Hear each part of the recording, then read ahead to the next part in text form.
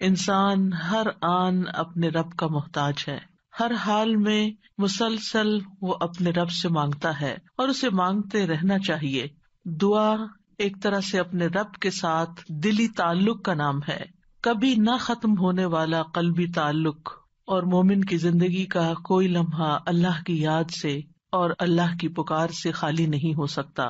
اللہ سبحانہ تعالی دعائیں قبول کرتا ہے، اللہ تعالی ہمارے قریب ہے، وہ ہماری سنتا ہے، وہ ہمارے دل کے اندر اٹھنے والے خیالات تک کو جانتا ہے، وہ ہماری سرگوشیوں اور مناجات کو سنتا ہے، وہ ہماری دعاؤں کو، ہمارے الحاح و زاری کو سنتا ہے۔ لہٰذا اگر ہم یہ چاہتے ہیں کہ ہماری دعائیں قبول ہوں تو ہمیں اصرار کے ساتھ دعا کرنی چاہیے، تکرار کے ساتھ دعا کرنی چاہیے، افتقار کے ساتھ، یعنی اپنی محتاجی ظاہر کرتے ہوئے کہ یا رب ہم محتاج ہیں، ہمیں تیری ضرورت ہے، تو ہمیں عطا فرما، تیرے سوا اور کوئی نہیں جو ہمیں کچھ دے سکتا ہو، اور کوئی نہیں جو ہماری مشکلات حل کر سکتا ہو۔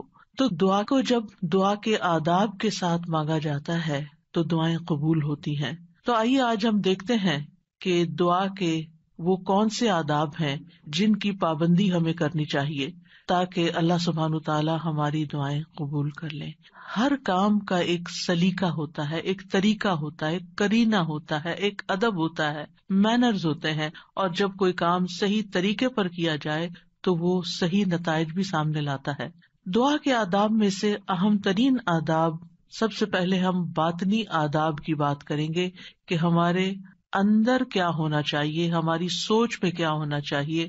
تو پہلی چیز ہے اخلاص اور پوری توجہ، یعنی جب بھی ہم اللہ سبحانہ تعالیٰ کی طرف رجوع کریں تو توجہ اور دھیان کے ساتھ کریں، اپنے آپ کو فوکس کریں، پوری یکسوئی کے ساتھ دعا مانگیں۔ ایسے ہی چلتے پھرتے غافل دل کے ساتھ یا سوچ کہیں اور ہے اور منہ سے کچھ اور بول رہے ہیں تو وہ ٹھیک ہے، آپ کی زبان کا ذکر تو ہو جائے گا لیکن دعا کا حق ادا نہیں ہوگا۔ قرآن مجید میں اللہ تعالیٰ فرماتے ہیں وَادْعُوهُ مُخْلِصِينَ لَهُ الدِّينَ، اور اس کے لیے دین کو، عبادت کو خالص کرتے ہوئے اس کو پکارو، یعنی جب اس سے دعا کرو تو پھر اپنے اندر اخلاص پیدا کرو۔ رسول اللہ صلی اللہ علیہ وسلم نے فرمایا اللہ سے قبولیت کے یقین کے ساتھ دعا مانگا کرو کہ اللہ تعالیٰ ضرور قبول کرے گا، اور جان لو کہ اللہ غافل اور لہو و لعب میں مشغول دل کی دعا قبول نہیں فرماتا۔ یعنی اگر آپ توجہ نہیں کرتے اللہ تعالیٰ کی طرف، آپ دھیان نہیں دیتے، آپ کا دل کہیں اور مشغول ہے، صرف زبان سے ہی آپ تکرار کیے چلے جا رہے ہیں تو وہ کافی نہیں، ایسی دعا فائدہ نہیں دے گی۔ دعا کے لیے توجہ ضروری ہے۔ عبد الرحمن بن یزید سے روایت ہے، وہ کہتے ہیں کہ ربیع جمعہ کے دن علقمہ کے پاس آیا کرتے تھے، جب میں وہاں نہ ہوتا تو ان کی طرف پیغام بھیج دیتے۔ تو ایک دفعہ جب وہ آئے، میں وہاں نہ تھا، تو علقمہ مجھ سے ملے، مجھ سے کہا کیا تم نے دیکھا نہیں کہ ربیع کیا بات کہتے ہیں؟ وہ کہتے ہیں کیا تم دیکھتے نہیں کہ لوگ کتنی زیادہ دعائیں کرتے ہیں اور ان کی کتنی کم قبول ہوتی ہیں؟ یہ اس لیے ہوتا ہے کہ اللہ عز و جل خالص دعاؤں کے علاوہ کوئی اور دعا قبول نہیں کرتا۔ یعنی جب تک آپ خالص ہو کے توجہ کے ساتھ دعا نہیں کرتے تو وہ اپنے ہدف تک نہیں پہنچتی، اس کا مقصد پورا نہیں ہوتا، کیونکہ وہ آپ صرف کہہ رہے ہوتے ہیں، مانگ نہیں رہے ہوتے۔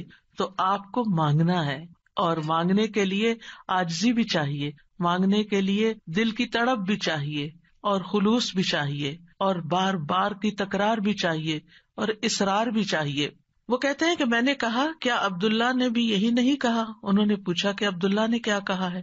انہوں نے کہا کہ عبداللہ نے بیان کیا کہ اللہ کسی لوگوں کو سنانے والے، یعنی جو شخص کسی کو سنانے کے لیے دعا کرتا ہے، ریاکار اور ہنسی مذاق سے دعا کرنے والے کی دعا قبول نہیں کرتا، صرف اس دعا کرنے والے کی دعا قبول کرتا ہے جس کے دل سے دعا نکلتی ہے، خلوص کے ساتھ دعا نکلتی ہے۔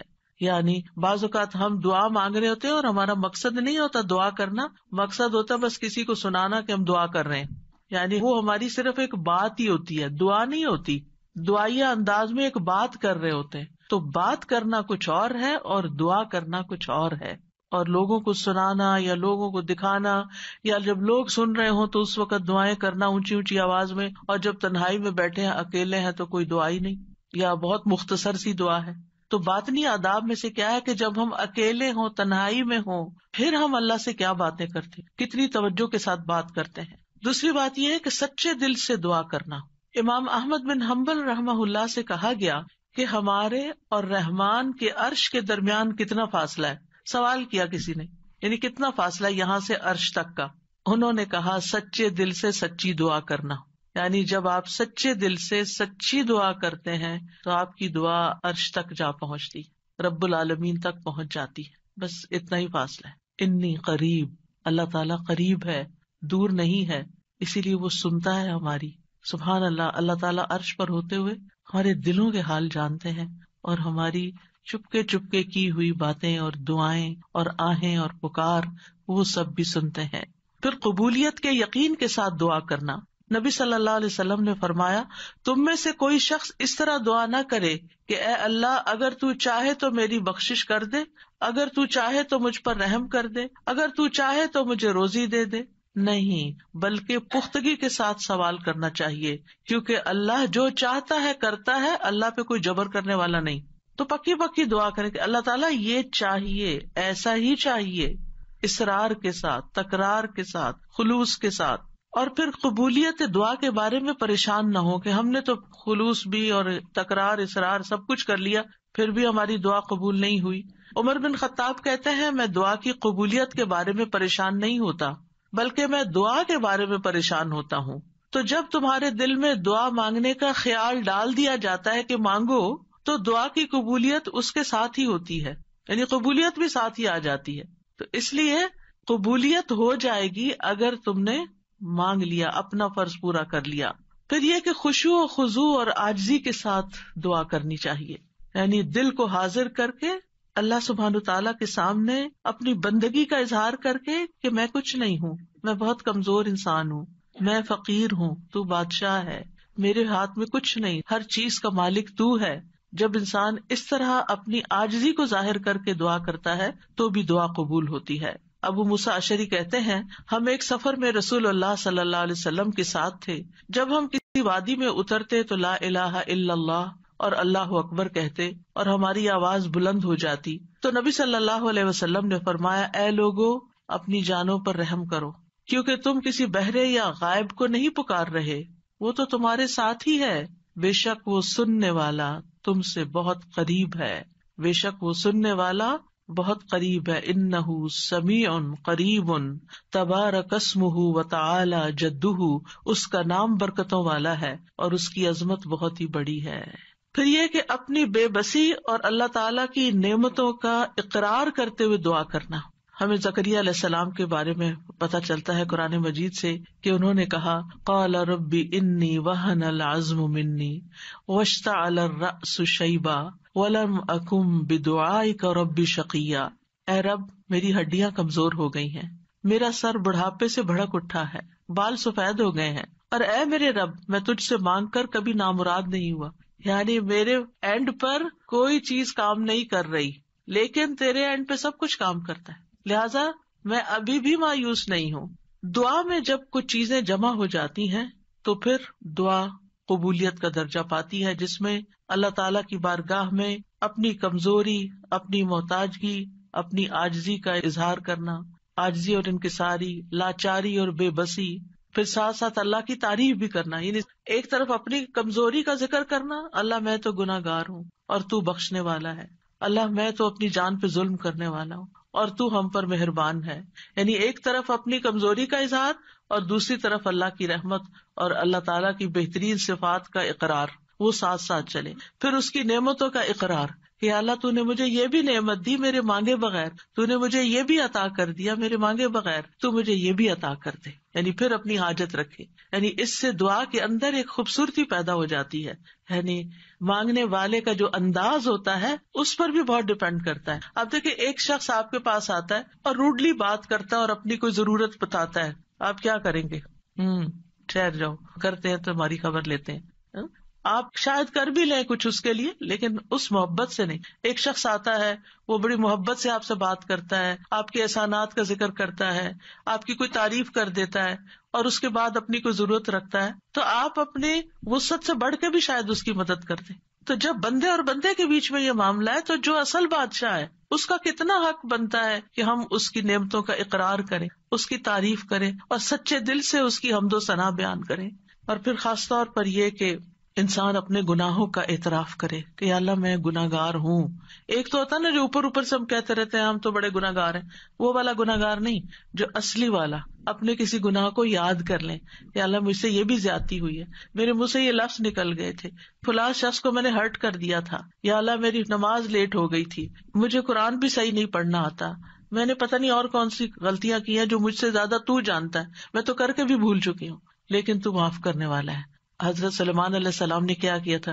رب اغفر لی وہب لی ملکن لا ينبغی لأحد من بعدی، اے میرے رب مجھے بخش دے. پہلے اپنی بخشش مانگی، گناہوں کا اعتراف کیا، اور پھر اس کے بعد مجھے ایسی بادشاہت عطا کر جو میرے بعد کسی اور کے لیے نہ ہو. تو یہ اقرار بڑا ضروری ہے. فاعترفت بذنبی، اللہ میں اپنے گناہوں کا اعتراف کرتا ہوں. اور پھر آپ دیکھیے گڑ گڑا کے دعا مانگنی چاہیے، تضرعا وخفیہ. سورۃ الاعراف میں آتا ہے ادعوا ربکم تضرعا وخفیہ انہ لا یحب المعتدین. اپنے رب کو گڑ گڑا کے اور خفیہ خفیہ چپ کے پکارو، بے شک وہ حد سے بڑھنے والوں سے محبت نہیں کرتا. یعنی حد سے بڑھنا کیا ہے کہ بہت چیخ چلا کے دعا کرنا، یا پھر یہ کہ انسان وہ چیزیں مانگنے لگے کہ جو اس کو زیب نہیں دیتی. تضرع جو ہوتا ہے اس میں رونا بھی شامل ہوتا ہے، اپنی عاجزی اور انکساری کا اظہار بھی ہوتا ہے، اور اصرار بھی ہوتا ہے. تضرع گڑ گڑانے کے معنوں میں یہ ساری چیزیں شامل ہیں. یعنی انسان اس طرح اپنے آپ کو اپنے رب کے سامنے بے بس پیش کرے اور اس کے الفاظ ایسے ہوں کہ اس کے اندر سے دل کی ساری خرابیاں نکل جائیں. یعنی آئی ایم نتھنگ، اے اللہ میں کچھ نہیں ہوں. اینڈ یو مین اٹ، کہ واقعی انسان سمجھے کہ میں بہت کمزور ہوں، غلطیوں کا پتلا ہوں، لیکن پھر بھی میں تیرے در پہ آیا ہوں. تو بادشاہ ہے، تو مجھے خالی ہاتھ نہیں لوٹائے گا، میری تجھ سے ہی امیدیں ہیں ساری. آپ دیکھیے نبی صلی اللہ علیہ وسلم سے بڑھ کر کون عبادت گزار تھا؟ سب سے زیادہ عبادت تو نبی صلی اللہ علیہ وسلم نے کی، لیکن بدر کے دن ان کا اللہ تعالیٰ کے آگے رونا اور گڑ گڑانا اور پھر اپنے ہاتھوں کو اٹھا کے دعا کرنا وہ ہم سب جانتے ہیں. صحیح مسلم میں آتا ہے غزوہ بدر کے موقع پر اللہ کے نبی صلی اللہ علیہ وسلم قبلہ رخ ہوئے، پھر دعا کے لیے اپنے ہاتھوں کو اٹھایا اور اپنے رب سے گڑ گڑا کے دعا مانگنا شروع کی. اللہم انجز لی ما وعدتنی، اللہم آتی ما وعدتنی، اللہم ان تہلک ہذہ العصابۃ من اہل الاسلام لا تعبد فی الارض. اے اللہ میرے لیے اپنے کیے ہوئے وعدے کو پورا فرما، اے اللہ اپنے وعدے کے مطابق معاملہ فرما. اے اللہ اگر اہل اسلام کی یہ جماعت ہلاک ہو گئی تو زمین پر تیری عبادت نہ کی جائے گی. اور یہ صرف ایک دفعہ جملہ نہیں انہوں نے بولا، بار بار یہی کہتے تھے اللہ اپنے وعدوں کو پورا کر دے، اللہ اپنے وعدے پورے کر دے. آپ صلی اللہ علیہ وسلم برابر اپنے رب سے اپنے ہاتھ دراز کیے ہوئے، ہاتھ اٹھا کے قبلے کی طرف منہ کر کے دعا مانگتے رہے، یہاں تک کہ آپ کی چادر آپ کے شانے سے گر پڑی. یعنی کندھے پہ جو چادر اڑی تھی وہ نیچے گر گئی، یعنی اتنا ہاتھ اٹھایا کہ وہ چادر بھی گر گئی. بس ابو بکر رضی اللہ عنہ آپ کی طرف آئے، آپ کی چادر کو اٹھایا، اسے آپ کے کندھے پہ ڈالا، پھر آپ کے پیچھے سے آپ کو لپٹ گئے اور عرض کیا اللہ کے نبی آپ کی اپنے رب سے دعا کافی ہو چکی، ان قریب وہ آپ سے کیے ہوئے اپنے وعدے کو پورا فرمائے گا. اگر ہم سے کسی نے وعدہ کیا ہو کہ میں تمہارا یہ کام کر دوں گا، اگر ہم سے اللہ نے وعدہ کیا ہو کوئی کہ یہ ہو جائے گا، تو پھر اس کے بعد ہماری دعائیں کتنی ہوگی؟ ہم تو دعا ہی نہیں کریں گے، ہم کہیں گے وہ تو آلریڈی کانٹریکٹ ہو چکا ہے، وعدہ ہو چکا ہے، اب تو ہو ہی جائے گا نا، بس ہو ہی جائے گا، اب کیا فکر، اب ٹکٹ لے لی ہے، ویزا لگ گیا ہے، اب تو عمرے پہ جانا پکا ہو گیا ہے، ہو ہی جائے گا. نہیں، یہ ٹکٹ اور ویزا نہیں لے کے جاتا آپ کو، یہ اللہ کا اذن، اللہ کی طرف سے رحمت، اللہ کی طرف سے عنایت آپ کو لے کے جاتی ہے. اور جب تک آپ اس کے گھر تک پہنچ نہیں جاتے مسلسل دعا کرتے رہیں، مانگ مانگ کے اللہ سے نیکیوں کے موقع لیتے رہیں. کسی بھی موقع پر کوئی بھی نیکی کا کام کرنا ہو، اب مثلاً نماز پڑھنے جا رہے ہیں آپ، تو آپ اللہ تعالیٰ سے دعا کریں، اللہ تعالیٰ نماز تو پڑھنے جا رہی، خوشبو آپ نے ڈالنا ہے، میرا دل آپ نے لگانا ہے، میرے لیے اس نماز کو آنکھوں کی ٹھنڈک آپ نے بنانا ہے، اس نماز میں میری محبت آپ نے ڈالنی ہے. کیونکہ نیکی کے کام بھی فار گرانٹیڈ نہ لیا کریں کہ ہاں ہو جائیں گے، بس یہ تو فرض ہے نا، ادا کر لیں گے. وضو کر لیا نا، جائے نماز بچھ لی، کیا مشکل ہے، میں چلی جاؤں گی. نہیں، وہاں تک جانے کی توفیق بھی اللہ دیتا ہے، اور اچھا سا کام کرنے کی توفیق بھی اللہ تعالیٰ ہی دیتا ہے. اس لیے اس سے مانگتے رہے. چھوٹی چھوٹی چیزیں، یعنی جو بھی کام کرتے رہے. کھانا پکانے جا رہے ہیں تو دعا کریں یا اللہ بہت اچھا سا بن جائے. کوئی بھی کام، کسی سے کوئی ڈیل کرنے جا رہے ہیں، بازار جا رہے ہیں، کچھ خرید رہے ہیں، کچھ بھی کر رہے ہیں، تو دل میں اللہ تعالیٰ کو پکارتے رہیں. اللہ تعالیٰ سے کنیکشن ڈیولپ کریں، اللہ تعالیٰ سے راز و نیاز کیا کریں، اللہ تعالیٰ کو اپنے دل کے قریب محسوس کیا کریں. قریب و مجیب، وہ قریب بھی ہے، جواب بھی دیتا ہے، دعائیں قبول کرتا ہے. اور پھر چپ کے یہ جو دعاؤں کی قسمیں جو میں نے ذکر کی ہیں ابھی، یہ ساری خفیہ دعائیں، دل میں، دائیں بائیں کسی کو نہیں پتا آپ کیا کر رہے ہیں، لیکن مانگتے چلے جائیں. زکریا علیہ السلام کے بارے میں اللہ تعالیٰ نے خاص طور پہ فرمایا، ذکر رحمت ربک عبدہ زکریا اذ نادى ربہ نداء خفیا. یہ آپ کے رب کی اس رحمت کا ذکر ہے جو اس نے اپنے بندے زکریا پر کی جب اس نے اپنے رب کو چپ کے پکارا. چپ کے کسی کو نہیں پتا کیا مانگ رہے ہیں. اللہ تعالیٰ نے قرآن میں کھول دیا کیا مانگا، کیسے مانگا، سب کچھ ہمیں بتا دیا. وہ اپنے رب کو بتا رہے تھے. تو انسان کو چاہیے کہ پوشیدہ دعائیں بھی کرے، کیونکہ اللہ تعالیٰ کو یہ پسند ہے. اللہ سے وہی انسان تنہائی اور علیحدگی میں سرگوشی کرتا ہے جس کو یہ یقین ہو کہ اللہ تعالیٰ اس کے بہت قریب ہے.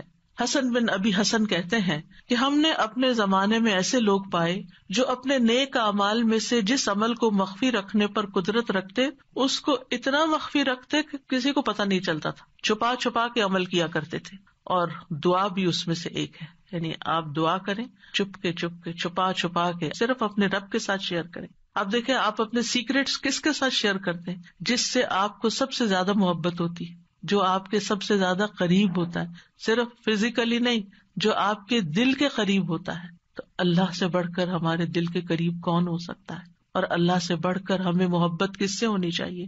سب سے زیادہ محبت بھی اسی سے، اور سب سے زیادہ قربت کا احساس بھی اسی کے ساتھ، اور پھر سب سے زیادہ راز و نیاز بھی اسی کے ساتھ، مناجات بھی اسی کے ساتھ. تو جب انسان چپ کے دعا کرتا ہے تو اس کے بہت سے فائدے ہوتے ہیں. ایک تو انسان کے ایمان میں اضافہ ہوتا ہے کہ اللہ تعالیٰ خفیہ دعا سنتا ہے.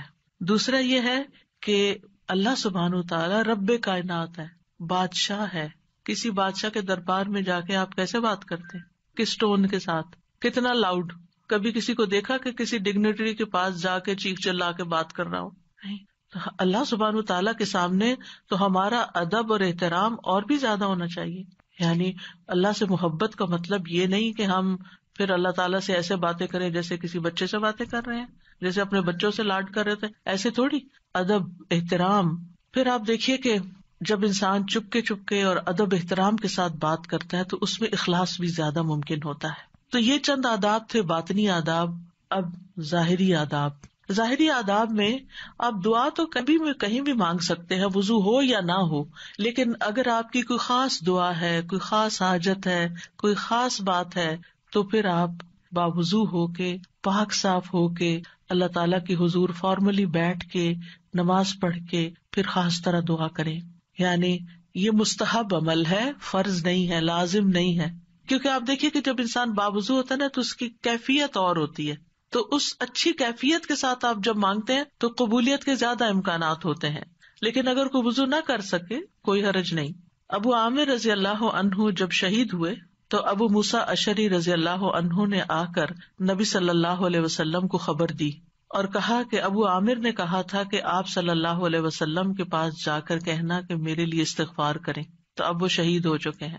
آپ نے پانی طلب کیا، وضو فرمایا، پھر اپنے ہاتھ اٹھا کر دعا کی، اے اللہ ابو عامر کی مغفرت فرما.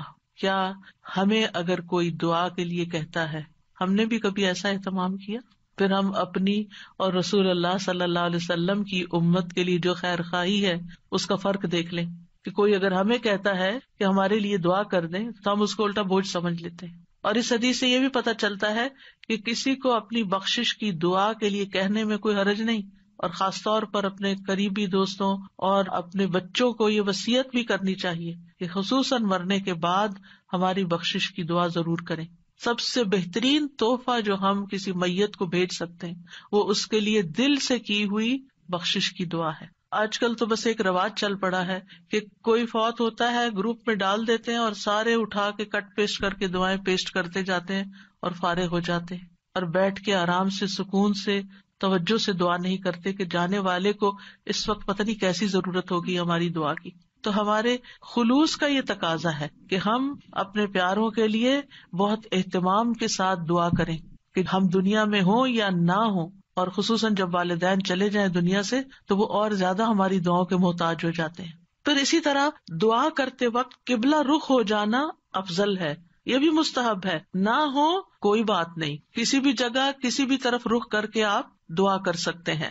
نبی صلی اللہ علیہ وسلم نے ایک جمعہ کے دن بارش کی دعا مانگی تھی. اس وقت آپ کا چہرہ مشرق کی طرف تھا، قبلے کی طرف نہیں، کیونکہ آپ جمعے کا خطبہ دے رہے تھے. تو جمعے کے خطبے میں پھر اپوزٹ ڈائریکشن پہ انسان کھڑا ہوتا ہے، تو آپ نے دیر اینڈ دین دعا مانگ لی. لیکن اوور آل آپ دیکھیے کہ جب آپ عبادت کے وقت قبلہ رخ ہو کے بیٹھتے ہیں تو اس سے ایک پازیٹیو انرجی آپ کے اندر سے آتی ہے، آپ کو ایک فیلنگ آتی ہے، آپ کا فوکس بڑھ جاتا ہے. قبلہ ہے بھی کس لیے؟ ایک فوکس کے لیے نا، آرگنائز کرنے کے لیے نمازوں کو، کہ پوری دنیا کے جو نمازی ہیں وہ ایک ہی طرف رخ رکھے. اور اسی لیے آپ دیکھیں کہ جب ہم حرم شریف جاتے ہیں، کعبہ کے پاس جاتے ہیں، تو کتنی پازیٹیو انرجی لے کر آتے ہیں. ہماری سوچیں، ہمارے خیال، ہمیں سارے غم بھول جاتے ہیں، ساری پریشانیاں دور ہو جاتی ہیں، اور ایک اور خاص طرح کی انرجی ہمارے اندر آ جاتی ہے. تو اس لیے بہتر ہے کہ قبلے کی طرف منہ کر لیں، نہیں ہے تو کوئی بات نہیں. علی بن ابی طالب سے روایت ہے، ایک مرتبہ ہم رسول اللہ صلی اللہ علیہ وسلم کے ساتھ سفر پر روانہ ہوئے. جب ہم ہرہ میں اس سیراب کی ہوئی زمین پر پہنچے جو سعد بن ابی وقاص کی ملکیت میں تھی، تو رسول اللہ صلی اللہ علیہ وسلم نے فرمایا، میرے لیے وضو کا پانی لاؤ.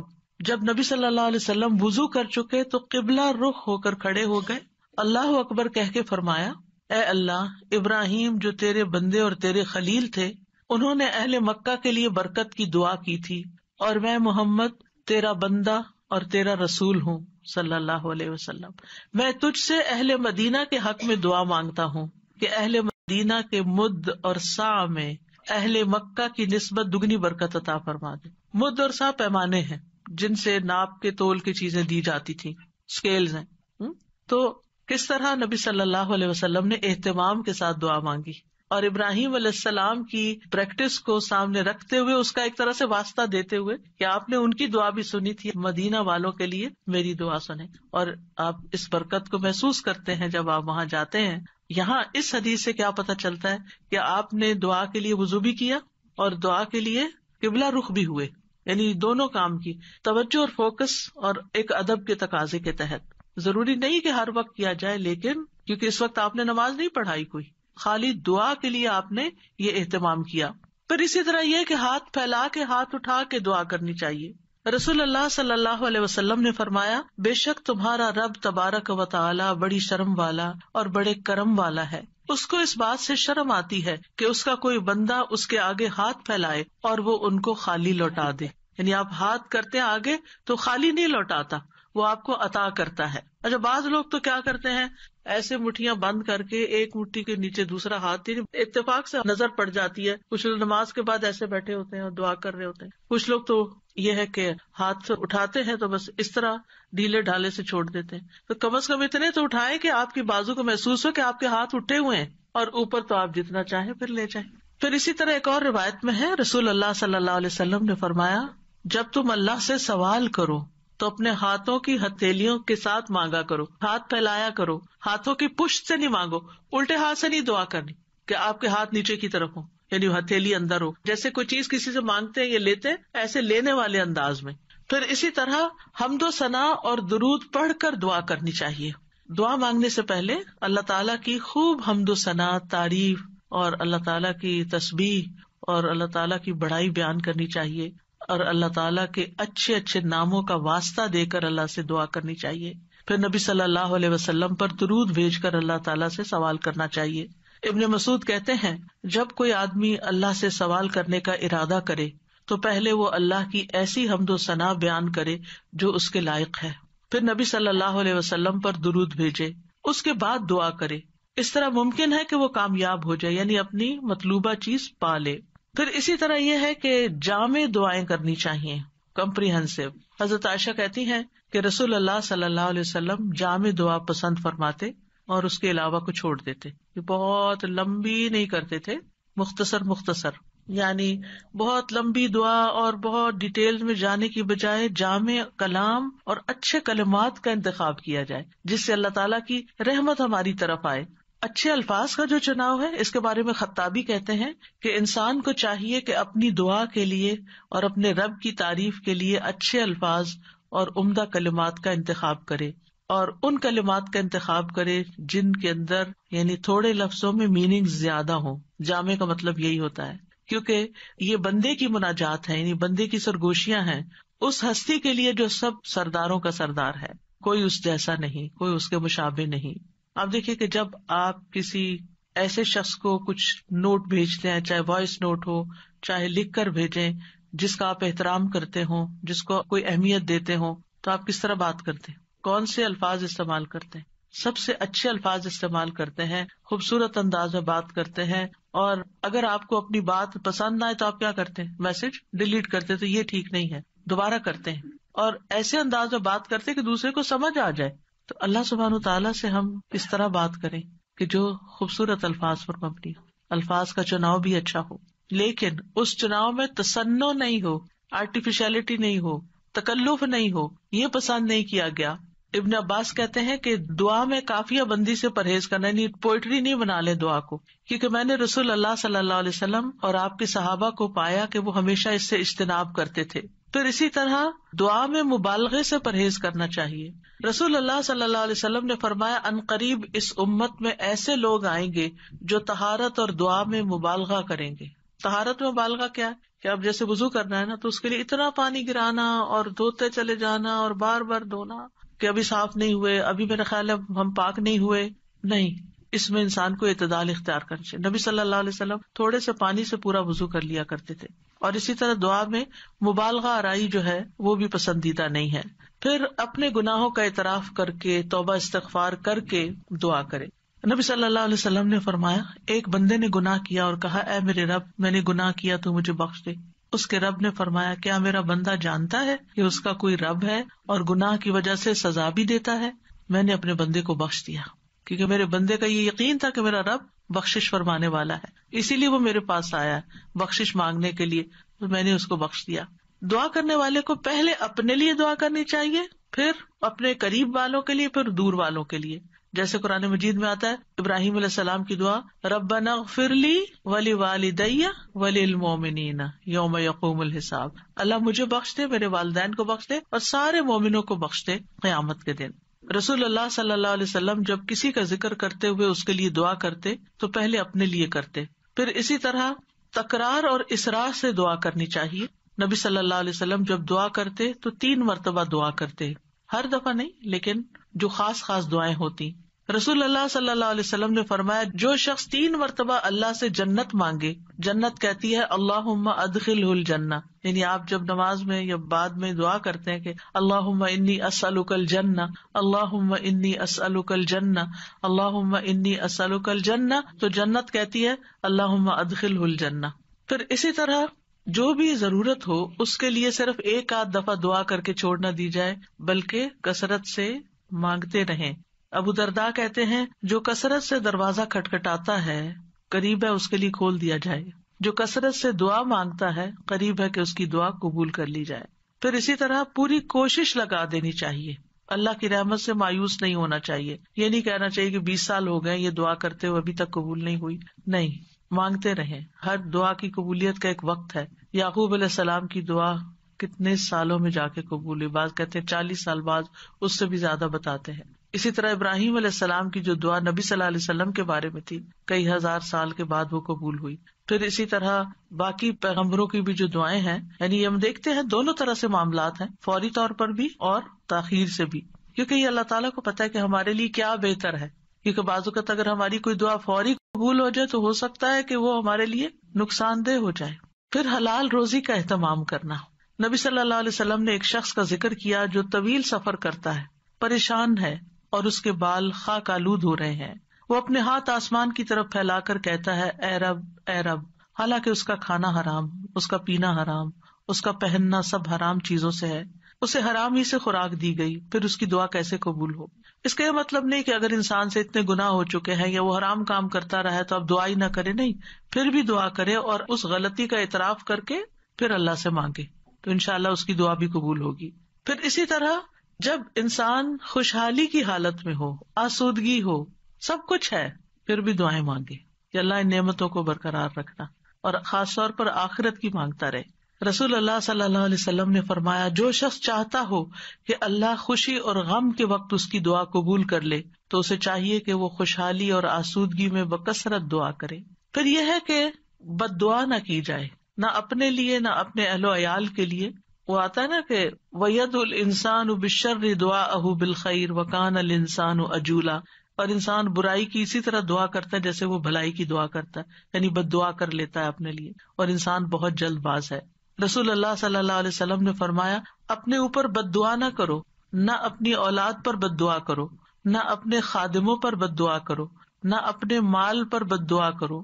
کہیں ایسا نہ ہو کہ قبولیت کی گھڑی ہو جس میں اللہ تعالیٰ سے کچھ مانگا جائے اور وہ قبول کر لے، کیونکہ بعض اوقات انسان غصے میں آ کے، بعض اوقات ہرٹ ہو کے زبان سے کوئی ایسے الفاظ نکال دیتا ہے، جیسے بچوں کے بارے میں بعض اوقات غصہ آتا ہے انسان کو تو پھر بہت شدید بعض اوقات وہ پریشان کرتے ہیں، تو ایسی صورت میں زبان پہ آتے آتے بعض اوقات کچھ لفظ رک جاتے ہیں، تو اس میں ان کی ہدایت کی دعا مانگنی چاہیے۔ ایک بات یاد رکھیے کہ جب انسان اپنے پورے جذبات میں ہوتا ہے نا، چاہے وہ غصہ ہو، غم ہو، خوشی ہو، ایکسائٹمنٹ ہو، کچھ بھی ہو، اس وقت انسان بڑے دل سے دعا کرتا ہے۔ ان گھڑیوں کو کیش کرے، یا عام طور پر تم ڈھیلے ڈھیلے ٹھنڈے ٹھنڈے دعائیں مانگ رہے ہوتے ہیں نا، کوشش کر کر کے فوکس کر رہے ہوتے ہیں، لیکن جس وقت ہم سخت پریشان ہوتے ہیں یا سخت ضرورت پڑ جاتی ہے، کچھ کھو جاتا ہے، کچھ ہو جاتا ہے ایسا کہ جو ہمارے اوپر بہت گراں گزرتا ہے، تو ہم ہل جاتے ہیں۔ وہ جو ہلنا ہے نا، اس وقت آپ اپنے رب کو بہت شدت سے پکاریں، تو وہ شدت جو ہے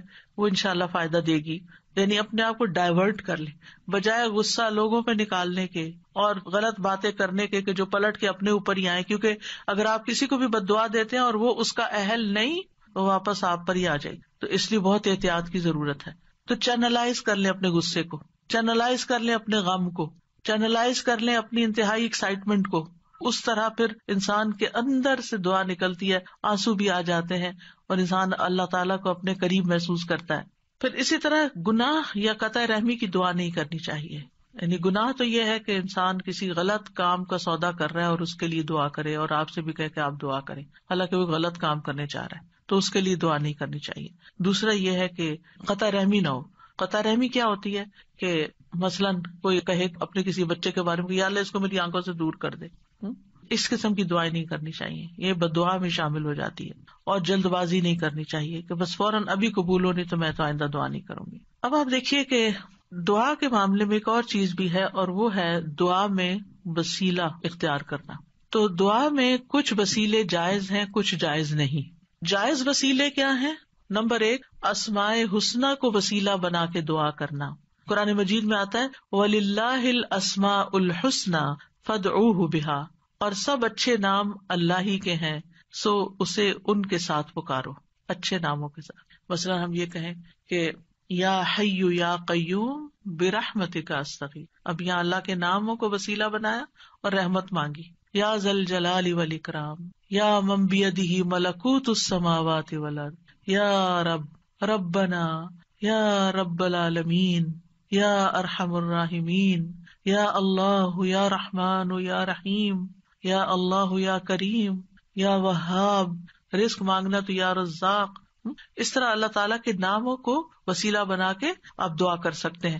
کچھ تو وہ نام ہے جن میں اسم اعظم بھی ہے، اور نبی صلی اللہ علیہ وسلم نے ان ناموں کے ساتھ دعا کی ہے جو مشہور یا حی یا قیوم وغیرہ۔ لیکن یہ ہے کہ چونکہ ایک عمومی ہدایت ہے کہ اللہ کے ناموں کے ساتھ دعا کی جائے، تو کسی بھی نام کو جو آپ کو بہت اچھا لگتا ہے، اللہ تعالیٰ کی کوئی بھی پیاری صفت، اس کے ساتھ اللہ کو پکار کے آپ اللہ تعالیٰ سے دعا کریں، کیونکہ یہ بھی ایک محبت کا اظہار ہوتا ہے نا، جس سے آپ محبت کرتے ہیں اس کے آپ ہر نام سے ہی پیار کرتے ہیں، بلکہ نئے نئے نام رکھتے رہتے ہیں، یا قریب یا مجیب بھی کہہ سکتے ہیں۔ پھر فرشتے بھی آپ دیکھیں کہ اللہ کے ناموں کو وسیلہ بنا کر دعا کرتے ہیں۔ الذین یحملون العرش ومن حولہ یسبحون بحمد ربہم ویؤمنون بہ ویستغفرون للذین آمنوا کیا کہتے ہیں؟ ربنا وسعت کل شیء رحمتا وعلما، اے ہمارے رب تو نے ہر چیز کو اپنی رحمت اور علم سے گھیر رکھا ہے. تو یہ اللہ کے ناموں کو وسیلہ بنا رہے ہیں ایک طرح سے. اس کے بعد کہتے ہیں فاغفر للذین تابوا، اللہ جو توبہ کرتے ہیں، واتبعوا سبیلک، تیرے رستے پہ چلتے ہیں، ان کو بخش دے، وقہم عذاب الجحیم، اور انہیں جہنم کے عذاب سے بچا لے. انبیاء علیہ السلام بھی اللہ کے ناموں کا وسیلہ اختیار کرتے ہیں. حضرت سلیمان نے عرض کیا تھا قال رب اغفر لی وہب لی ملکا لا ينبغی لأحد من بعدی انک انت الوہاب، تو بہت عطا کرنے والا ہے، تو مجھے بھی عطا کر.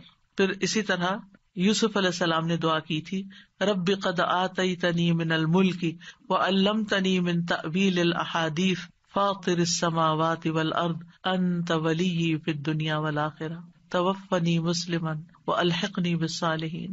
تو یہاں پر فاطر السماوات والارض یہ اللہ تعالیٰ کا نام لیا گیا ہے. نبی صلی اللہ علیہ وسلم کو بھی جب کوئی مشکل پیش آتی تو آپ فرماتے یا حی یا قیوم برحمتک استغیث. اور یہ قبولیت کے اسباب میں سے ہے اللہ کے ناموں کے ساتھ دعا کرنا جو ہے. رسول اللہ صلی اللہ علیہ وسلم مسجد میں داخل ہوئے تو دیکھا گیا کہ ایک شخص نے اپنی نماز پوری کر لی اور تشہد میں بیٹھا ہے اور کہہ رہا ہے اللہم انی اسألک یا اللہ الاحد الصمد الذی لم یلد ولم یولد ولم یکن لہ کفوا احد ان تغفر لی ذنوبی انک انت الغفور الرحیم. آپ صلی اللہ علیہ وسلم نے 3 بار فرمایا اس کو بخش دیا گیا ہے. یعنی اس دعا کے ساتھ آپ دیکھیں کہ اس میں اخلاص بھی ہے نا. یا اللہ الاحد الصمد الذی لم یلد ولم یولد ولم یکن لہ کفوا احد، یہ سورۃ اخلاص کا حصہ ہے. ان تغفر لی ذنوبی، میں توحید خالص کا اقرار کر کے اپنے گناہوں کی معافی مانگتا ہوں. پھر یا ذی الجلال والاکرام کو لازم پکڑ لینا چاہیے. نبی صلی اللہ علیہ وسلم نے فرمایا ان ناموں کے ساتھ چمٹے رہو، یعنی روزانہ ان ناموں کے ساتھ اللہ تعالیٰ سے دعا کرنی چاہیے. پھر یہ کہ ادب کے ساتھ اس کی صفت بیان کرتے ہوئے دعا کرنی چاہیے.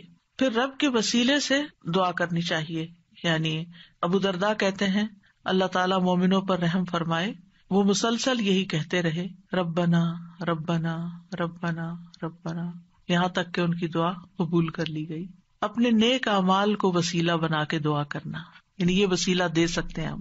اور اس کی دلیل وہ غار والے ہیں جو غار میں پھنس گئے تھے 3 لوگ، انہوں نے اپنے اپنے نیک عمل کو وسیلہ بنا کر دعا کی تو غار کے دروازے یا دھانے سے بھاری پتھر ہٹ گیا جو 3 لوگ مل کے بھی ہٹا نہیں پا رہے تھے. پھر اپنے ایمان لانے کو وسیلہ بنا سکتے ہیں.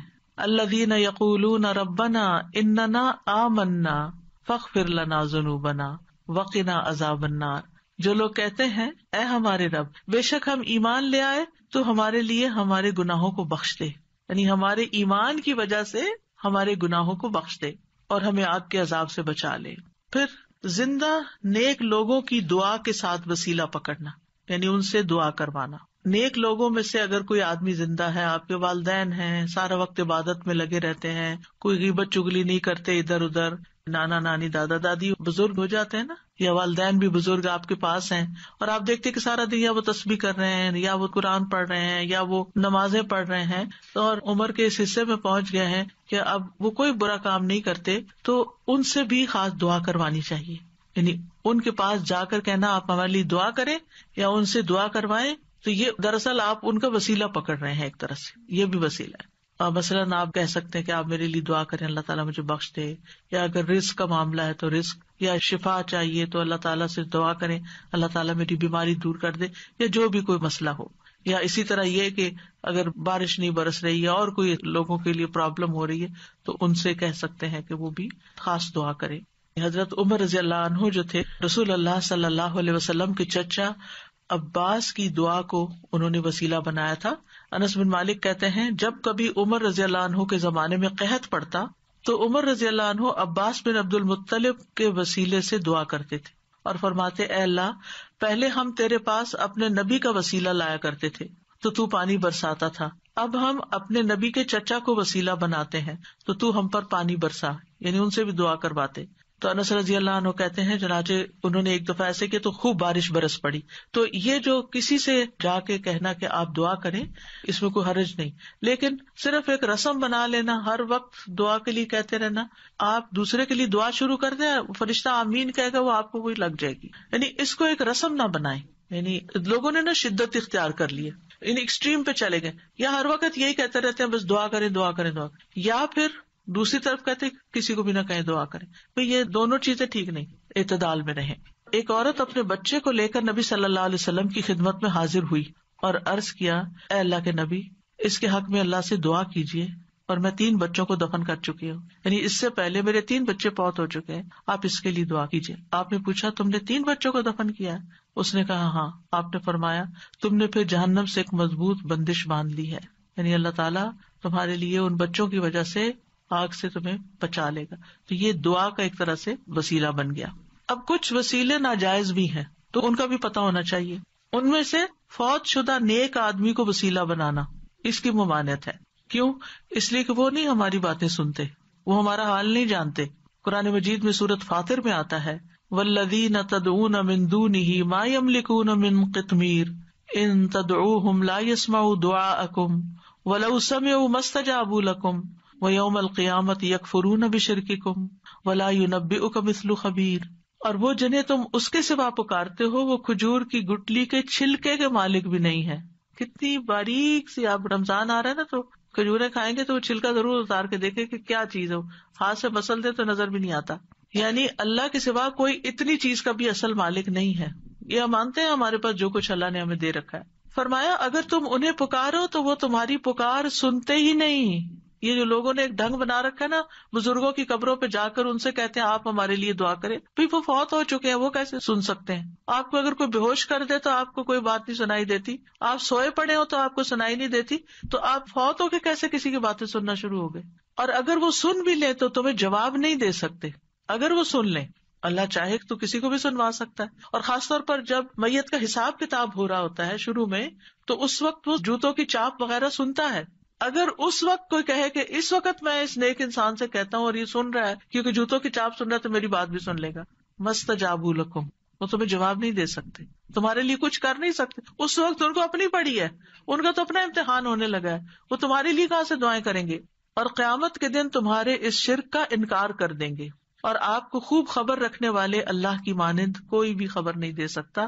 یہ اللہ تعالیٰ نے آپ کو بتایا ہے کہ یہ ممکن نہیں کہ مردے سے آپ جا کے کہو کہ آپ ہمارے لیے دعا کریں. اچھا، بعض لوگ کہتے ہیں وہ شہید ہوتے ہیں، تو شہید وہ ہوتے ہیں اور مردہ نہیں کہتے اس کو، لیکن ان کا بھی تعلق ہماری دنیا سے نہیں ہے، وہ اپنی جنتوں میں ہے. قرآن مجید میں ایسے لوگوں کی مذمت کی گئی ہے جو اپنے اور رب کے بیچ میں غیر اللہ کو وسیلہ بناتے ہیں. سورۃ الزمر میں آتا ہے الا للہ الدین الخالص والذین اتخذوا من دونہ اولیاء ما نعبدهم الا لیقربونا الی اللہ زلفی ان اللہ یحکم بینہم فیما ہم فیہ یختلفون ان اللہ لا یہدی من هو کاذب کفار. خبردار، خالص دین صرف اللہ ہی کا حق ہے، اور وہ لوگ جنہوں نے اس کے سوا اور حمایتی بنا رکھے، اللہ کو چھوڑ کے اوروں کو اپنا مددگار سمجھ رکھا ہے، وہ کہتے ہیں ہم ان کی عبادت نہیں کرتے مگر اس لیے کہ یہ ہمیں اللہ سے قریب کر دیں. ہم بزرگوں کی قبر پہ اس لیے جاتے ہیں کہ وہاں زیادہ دعا قبول ہوتی. یہ کہاں سے پتا چلا آپ کو؟ الا لیقربونا الی اللہ زلفی، اچھی طرح قریب کر دیں. یقیناً اللہ ان کے درمیان اس کے بارے میں فیصلہ کرے گا جس میں وہ اختلاف کر رہے ہیں. بے شک اللہ اس شخص کو ہدایت نہیں دیتا جو جھوٹا اور بہت ناشکرا ہو. ایسے لوگ پھر کسی کی سنتے بھی نہیں. آپ کو معلوم ہے نا، دور جاہلیت میں لوگ بتوں کی پوجا کرتے تھے، وہ ان کو خدا نہیں سمجھتے تھے. وہ کہتے تھے یہ خدا کے اوتار ہیں اور ہم یہ سمجھتے ہیں کہ ان کی سفارش سنی جاتی. اور وہ بت کن کے ہوتے تھے؟ پاسٹ کے نیک لوگوں کے، جیسے قوم نوح نے بت بنا لیے تھے. لیکن یاد رکھیے جو آیت ہم ریپیٹڈلی ہر روز سنتے ہیں اور ہر روز اس کا معنی جانتے ہیں، اس میں وَإِذَا سَأَلَكَ عِبَادِي عَنِّي وَإِنِّي قَرِيبٌ، کوئی واسطہ وسیلہ بیچ میں نہیں. میں خود اپنے بندے کے قریب ہوں، کسی اور کو بیچ میں لانے کی کیا ضرورت ہے؟ ڈائریکٹ اس کو پکارے. جیسے آپ اپنا کیس خود پیش کر سکتے ہیں، کوئی اور نہیں آپ کے لیے کر سکتا. جو چوٹ آپ کو لگی ہوئی ہے، جو غم آپ کے دل میں ہے، وہ کسی اور نے نہیں ایکسپیرینس کیا. لہٰذا اس دکھی ٹوٹے دل کے ساتھ جب اللہ سے مانگیں گے تو کیوں نہیں سنے گا؟ ضرور سنے گا. اب دعا کی قبولیت کے کچھ اوقات. اگرچہ انسان ہر وقت دعا کر سکتا ہے، لیکن کچھ ٹائم دوسرے ٹائمز کی نسبت زیادہ قبولیت والے ہوتے ہیں، جن میں سب سے پہلے آذان. حدیث میں آتا ہے آذان اور اقامت کے درمیان دعا رد نہیں کی جاتی، لیکن پہلے آپ اذان کا جواب دیں، اذان کے بعد والی دعا پڑھیں، درود شریف پڑھیں اور پھر مانگیں، قبول ہو جائے گی. پھر فرض نمازوں کے بعد، سبحان اللہ، ہر روز 5 دفعہ فرض نماز ادا کرتے ہیں، اس کے فوراً بعد دعا قبول ہوتی ہے. ابو امامہ کہتے ہیں رسول اللہ صلی اللہ علیہ وسلم سے پوچھا گیا کون سی دعا زیادہ قبول ہوتی ہے؟ آپ نے فرمایا رات کے آخری حصے میں اور فرض نمازوں کے بعد مانگی جانے والی دعا. اس میں دونوں طریقے سے آپ مانگ سکتے ہیں. ایک سلام پھیرنے سے پہلے جہاں رب جعلنی پڑھتے ہیں وہاں بھی اپنی دعائیں مانگ سکتے ہیں, اور دوسرے سلام کے بعد بھی یاد آئے تو اس وقت بھی مانگ سکتے ہیں. پھر دوران سجدہ رسول اللہ صلی اللہ علیہ وسلم نے فرمایا جہاں تک سجدے کا تعلق ہے تو اس میں خوب دعا کرو, یہ دعا اس لائق ہے کہ تمہارے حق میں قبول کی جائے. اور سجدے کی حالت میں انسان اللہ کے بہت قریب ہوتا ہے تو اس وقت خوب دعا کرنی چاہیے. کئی لوگوں کا سوال ہوتا ہے کہ کیا اس میں قرآنی دعا کر سکتے ہیں؟ جی, ایز اے دعا آپ کر رہے ہیں تو قرآن کے الفاظ بھی ہو تو پڑھ سکتے ہیں. ہاں, تلاوت نہیں کر سکتے لیکن دعا کر سکتے ہیں, مسنون دعائیں بھی کر سکتے ہیں. اپنی زبان میں نہیں باتیں کر سکتے وہاں, اللہ یہ کہ آپ نماز کے بعد کسی وقت دل چاہے اور آپ سجدے میں پڑھ کے اپنے دل کی باتیں کریں. پھر رات کا آخری حصہ, فجر یا اذان سے پہلے کا وقت, نبی صلی اللہ علیہ وسلم نے فرمایا تمام اوقات سے زیادہ بندہ پچھلی رات میں رب کے سب سے زیادہ قریب ہوتا ہے.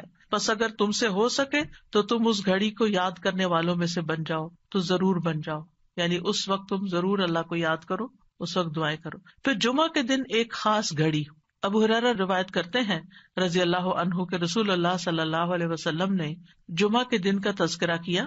آپ نے فرمایا اس میں ایک گھڑی ایسی ہے کہ کوئی مسلمان بندہ نماز پڑھتے ہوئے اللہ سے جو بھی مانگتا ہے اسے ضرور عطا کر دیا جاتا ہے. اب یہ کون سی گھڑی ہے؟ اس کے بارے میں ایک تو یہ اوپینین ہے کہ دن کا کوئی بھی حصہ ہو سکتا ہے. دوسرا یہ ہے کہ امام جب خطبے کے لیے ممبر پر آ جاتا ہے. پھر ایک یہ کہ عصر کے بعد سے لے کے مغرب کے بیچ میں آتی ہے. پھر لیلۃ القدر میں دعا کرنا. عرفہ کے دن حاجیوں کے لیے, عرفہ کا دن ہم بھی کر لیں تو کیا حرج ہے, اگر ان کی سنی جا رہی ہے تو رب ہماری بھی سن رہا ہے. لیکن وہ تو چونکہ مشقت اٹھا کے وہاں پہنچے ہیں تو اس لیے وہ زیادہ قریب ہیں. نبی صلی اللہ علیہ وسلم نے فرمایا بہترین دعا وہ ہے جو عرفہ کے دن مانگی جائے. حضرت عائشہ کہتی ہے کہ رسول اللہ صلی اللہ علیہ وسلم نے فرمایا اللہ عرفہ کے دن سے زیادہ کسی دن اپنے بندوں کو آگ سے آزاد نہیں کرتا اور اللہ اپنے بندوں کے قریب ہوتا ہے. پھر فرشتوں کے سامنے اپنے بندوں پر فخر فرماتے ہوئے کہتا ہے یہ سارے بندے کیوں آئے ہیں یہاں, گھر بار چھوڑ کے, مال خرچ کر کے, اتنی تکلیف اٹھا کے یہاں کس لیے جمع ہے؟ تو ہم سب جانتے ہیں کہ آج کیوں کرتے ہیں کہ اللہ تعالیٰ ہمیں بخش دے اور ہم سے راضی ہو جائے اور ہمارا فرض بھی ادا ہو جائے. پھر اسی طرح بارش کے وقت کی دعا, یعنی جب بارش ہو رہی ہے اور آپ لوگ بڑے خوش قسمت ہیں کہ یہاں اکثر بارش ہوتی رہتی ہے, برف بھی پڑتی ہے, تو اس وقت پریشان ہونے کی بجائے دعا کرنا شروع کر دیا کریں. آپ ڈرائیونگ کر رہے ہیں, بارش برسنا شروع ہو گئی, دعائیں شروع کر دیں. پھر مصیبت کے وقت, جس سے پہلے بھی میں نے عرض کیا نا کہ جب انسان جذبات کی پیک پہ ہوتا ہے تو اس وقت اس کے الفاظ اور ہی طرح کے ہوتے ہیں. رسول اللہ صلی اللہ علیہ وسلم نے فرمایا اگر مسلمان پر کوئی مصیبت آئے اور وہ اللہ کے حکم کے مطابق کہے انا للہ و انا الیہ راجعون اللہم اجرنی فی مصیبتی واخلف لی خیرا منہا, اے اللہ مجھے میری مصیبت میں اجر دے اور میرے لیے اس کا بہترین نعم البدل عطا فرما, تو اللہ اس کو اس سے بہتر عطا فرماتے ہیں. اور جب بھی دل پہ غم کی گھٹا چھائے کسی بھی تکلیف کی وجہ سے, دیر اینڈ دین یہی دعا کیا کریں اللہم اجرنی فی مصیبتی واخلف لی خیرا منہا, اللہ اس مصیبت پر تو مجھے اجر دے اور اس سے بہتر نعم البدل عطا کر دے. پھر اسی طرح زمزم پیتے وقت رسول اللہ صلی اللہ علیہ وسلم نے فرمایا زمزم کا پانی اس مقصد کے لیے ہے جس کے لیے وہ پیا جائے. پھر تلاوت قرآن کے بعد کی دعا. پھر مرغ کی آواز سنتے وقت, کیونکہ اس وقت وہ فرشتے کو دیکھ رہا ہوتا ہے. پھر مریض اور میت کے پاس رسول اللہ صلی اللہ علیہ وسلم نے فرمایا جب تم مریض یا میت کے پاس جاؤ تو اچھی بات کہا کرو, کیونکہ فرشتے تمہاری بات پر آمین کہیں گے, یعنی اس وقت دعائیں کرنی چاہیے. ام سلمہ کہتی ہیں کہ رسول اللہ صلی اللہ علیہ وسلم ابو سلمہ جو ان کے ہسبینڈ تھے ان کی میت پر تشریف لائے. ان کی آنکھیں کھلی رہ گئی تھی, آپ نے انہیں بند کیا اور فرمایا جب روح قبض ہو جاتی ہے تو آنکھیں اس کا پیچھا کرتی ہیں, یعنی روح جب لے کے جاتے ہیں فرشتے تو آنکھیں پیچھے پیچھے دیکھتی ہیں. اس کا جسم کا ایک حصہ چلا گیا, یعنی اس کی روح چلی گئی, تو اس کو کیا کرنا چاہیے, آنکھیں بند کر. اور ویسے بھی آپ دیکھیں اگر باڈی اکڑ جائے اور میت کی آنکھیں کھلی رہ جائے تو بڑا خوفناک سا سین ہو جاتا ہے. اسی دوران گھر کے کچھ لوگ رونے چیخنے لگے تو آپ نے فرمایا اپنے متعلق خیر ہی کی دعا مانگا کرو, رونے کا فائدہ نہیں, اچھی دعا مانگو, کیونکہ فرشتے تمہاری دعا پر آمین کہتے ہیں. پھر وہ لوگ جن کی دعائیں قبول ہوتی ہیں ان میں مجاہد فی سبیل اللہ اور حج اور عمرہ کرنے والا. رسول اللہ صلی اللہ علیہ وسلم نے فرمایا اللہ کے راستے میں غازی اور حج کرنے والے اور عمرہ کرنے والے اللہ کے وفد ہیں. ڈیلیگیشنز ہیں اللہ کی طرف جانے والے. اللہ نے انہیں بلایا تو انہوں نے اس دعوت کو قبول کر لیا، اور پھر انہوں نے اللہ سے مانگا تو اللہ نے ان کو عطا کر دیا. پھر مظلوم، مسافر اور والد کی دعا. نبی صلی اللہ علیہ وسلم نے فرمایا 3 قسم کے لوگوں کی دعائیں قبول ہوتی ہیں اور ان کی قبولیت میں کوئی شک و شبہ نہیں. نمبر 1، مظلوم کی دعا، اس میں مثال ہے نوح علیہ السلام کی. مسافر کی دعا، اس میں مثال ہے موسیٰ علیہ السلام کی. اور والد کی اپنی اولاد کے لیے دعا، ابراہیم علیہ السلام کی. اسی طرح اولاد جو اپنے والدین کے لیے دعا کرتی ہے. نبی صلی اللہ علیہ وسلم نے فرمایا جنت میں آدمی کا درجہ بلند کر دیا جاتا ہے تو وہ کہتا ہے کہ یہ کیسے ہوا؟ کہا جاتا ہے تمہاری اولاد کے تمہارے حق میں استغفار کے سبب، تمہاری اولاد تمہارے لیے دعائیں کر رہی تھی اس لیے تمہیں اپ گریڈ کر دیا گیا. پھر اسی طرح کسی کی غیر موجودگی میں اس کے لیے دعا کرنا، یعنی منہ پہ تو لوگ دعائیں دے ہی دیتے ہیں، لیکن جب آپ سامنے ہی نہیں ہے، آپ کو خبر ہی نہیں ہے، تو آپ کے لیے کوئی دعا کر رہا ہے، وہ بہت ویلیوبل دعا ہے. پھر روزے دار کی دعا جب تک کہ وہ افطار نہ کر لے. پھر اللہ کا کثرت سے ذکر کرنے والا اور عادل حکمران. پھر وضو اور اللہ کا ذکر کر کے سونے والا، اس کی دعا. وہ شخص جو رات کو آنکھ کھلنے پر یہ دعا پڑھے، اس کے کارڈ بھی چھپے ہوئے ہیں، لا الہ الا اللہ وحدہ لا شریک لہ لہ الملک و لہ الحمد وہو علی کل شیء قدیر الحمد للہ وسبحان اللہ ولا الہ الا اللہ واللہ اکبر ولا حول ولا قوۃ الا باللہ. ثم قال، پھر کہے اللہم اغفر لی، اے اللہ مجھے بخش دے. یا پھر کوئی اور دعا مانگے تو وہ بھی قبول ہوگی.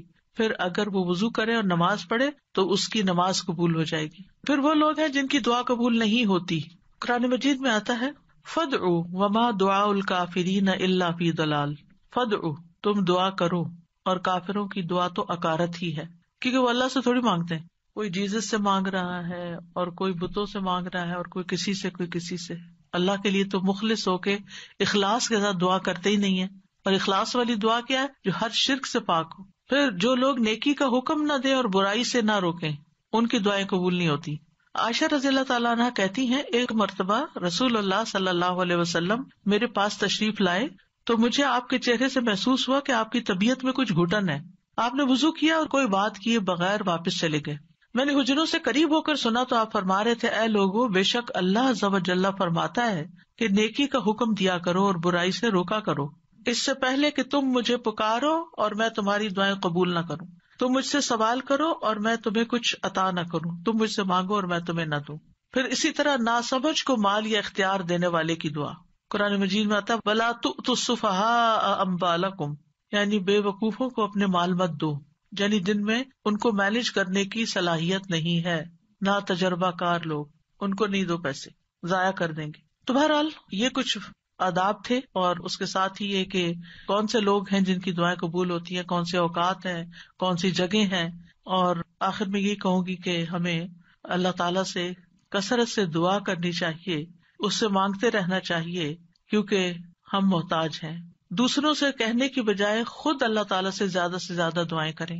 دعا میں عاجزی اور افتقار ہونا چاہیے، اصرار ہونا چاہیے. اور پھر قبولیت کے اسباب اختیار کریں، یعنی جگہیں، ٹائم، یعنی کس قسم کی مناسبت ہے اس سے. تو اللہ تعالیٰ سے دعا ہے کہ وہ ہمیں دعا کرنا سکھا دے اور ایسی دعائیں کرنے کی توفیق دے جو ہمارے لیے قبولیت کا باعث ہوں. ہم اصرار سے مانگتے اللہ تعالیٰ سے، بار بار وہی بات چیت کرتے ہیں اور ضد بھی کرتے ہیں، لیکن ہمیں نہیں پتا کہ وہ چیز ہمارے لیے صحیح ہے کہ نہیں، ہم مانگتے رہیں تو اللہ تعالیٰ اس کے بدلے کیا کیا دے گا. کل کے لیکچر میں ہم نے پڑھا تھا کہ بعض اوقات آپ اصرار کر رہے ہیں، اللہ کو پتا یہ نہیں آپ کے لیے ٹھیک، لیکن چونکہ آپ دعا کر رہے ہیں، آپ عبادت کی حالت میں، آپ کو مناجات کی لذت مل رہی ہے، آپ کے بوجھ اتر رہے ہیں، آپ کے گناہ معاف ہو رہے ہیں. یعنی بعض اوقات دعا نہیں قبول ہوتی لیکن اس کے بدلے گناہ معاف ہو جاتے ہیں. بعض اوقات کوئی آنے والی مصیبت ٹال دی جاتی ہے، تو بعض اوقات اللہ تعالیٰ اس سے بہتر کوئی اور چیز آپ کو دے دیتا ہے. سو مینی ویز آف قبولیت دعا.